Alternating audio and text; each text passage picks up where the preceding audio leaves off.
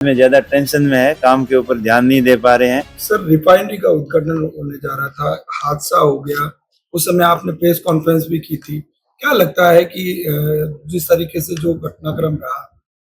देखिए, इसके अंदर सरकार की बहुत बड़ी लापरवाही है, कंपनी की बहुत बड़ी लापरवाही है कि जिसकी वजह से इतना बड़ा हादसा हुआ। और वर्ल्ड की लेटेस्ट टेक्नोलॉजी की रिफाइनरी जो जिसका शुभारंभ होने से एक दिन पहले आगजनी की घटना होना, वो पूरे देश को शर्मसार करने वाली घटना है। एक तरफ हम बात करते हैं विश्व के बाजार के अंदर प्रतिस्पर्धा की बात करते हैं, विकसित भारत की बात करते हैं, और दूसरी तरफ अपनी जो रिफाइनरी बनने से पहले ही आग के हवाले हो जाती है, तो इससे बड़ी शर्मनाक घटना हो नहीं सकती। इसमें सबसे ज़्यादा पेट्रोलियम मंत्रालय की भी गलती है, पेट्रोल मंत्री की गलती है। मुख्यमंत्री जी भी यहाँ 2 बार आए, तो पहले सही ढंग से इन्होंने देखा नहीं था, या आनन-फानन में कि इस रिफाइनरी का उद्घाटन करवाना है तो प्रेशर के अंदर काम किया, हो सकता है उसकी वजह से हुआ या अन्य कारण रहे हो। लेकिन इसके अंदर सरकार की लापरवाही ज़रूर है। मंत्री की ज़िम्मेदारी बनती है कि वो यहाँ आए, खुद देख के जाते क्या कमियां है। प्रधानमंत्री का दौरा है तो मुख्यमंत्री और केंद्रीय मंत्री जो हरदीप पुरी जी है, तो उनकी पूरी लापरवाही है। और वो आजकल एप्स्टीन फाइल का मामला आने के बाद में ज्यादा टेंशन में है, काम के ऊपर ध्यान नहीं दे पा रहे हैं, और सरकार को उनको छुट्टी करनी चाहिए, और जो जिम्मेदारी सही ढंग से नहीं निभाए हैं तो उनके ऊपर खिलाफ एक्शन करना चाहिए। लेकिन अभी एक लड़का वहाँ पेट्रोलियम मंत्री का ट्वीट आने के 2 घंटे बाद में वह मंच पर जाता है और एक कोई रील बना दी, तो उसके खिलाफ उन्होंने कार्रवाई की और वहाँ के एसएचओ को निलंबित किया है। तो ये छोटी सी कार्रवाई करके इतनी बड़ी घटना का इतिश्री करना चाह रहे हैं, लेकिन ये बहुत ही गंभीर मामला है। सरकार को सतर्कता बरतते हुए इसके ऊपर एक्शन लेना चाहिए।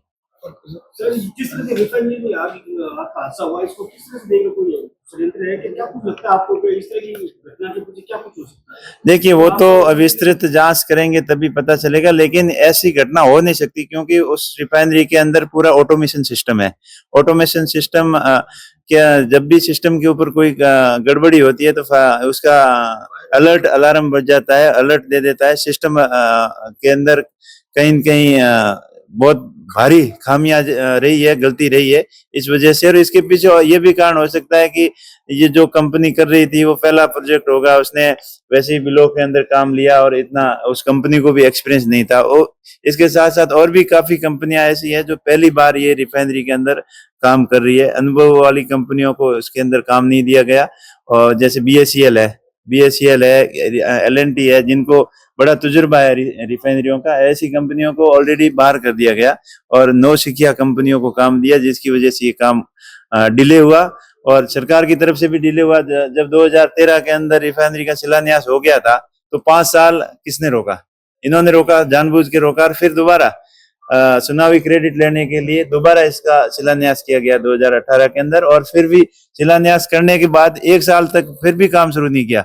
फिर काम 2019 के अंदर इन्होंने शुरू किया, तो बाद में फिर कोविड आ गया। कोविड का बहाना बनाकर जो 2021 को ये रिफाइनरी पूरी होनी थी, और इसकी इनिशियल कॉस्ट थी 37,000 करोड़, जिससे बढ़कर अभी 80,000 करोड़ भी हो गई। और अभी भी रिफाइनरी ये पूरी होगी तब तक 1.25 लाख करोड़ से ऊपर जाएगी। अभी भी रिफाइनरी की 2-3 यूनिटों का ही काम हुआ है, जो 10-12 मेन यूनिट है इनकी, उनका काम अभी भी अधूरा पड़ा है। 7-8 यूनिटें अभी भी अधूरी है।